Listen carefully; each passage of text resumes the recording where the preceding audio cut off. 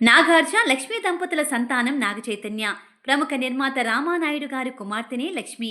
మనస్పర్ధల కారణంగా లక్ష్మి నుంచి నాగార్జున విడాకులు తీసుకున్నాడు. కానీ చైతూతో మాత్రం మంచి రిలేషన్ ఉంది.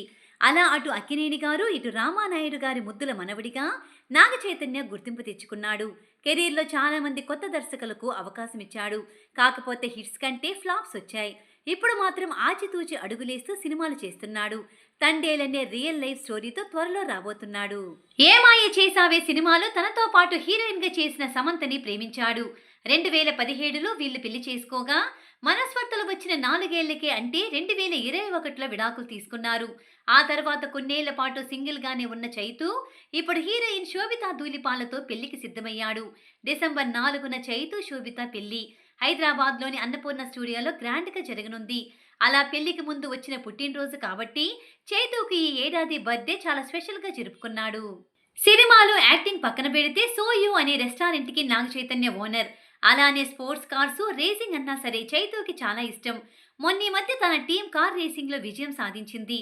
ఎంత పేరున్న ఫ్యామిలీ నుంచి వచ్చినప్పటికీ కూల్ అండ్ స్వీట్గా ఉండటం నాగ చైతన్యకే చెల్లింది.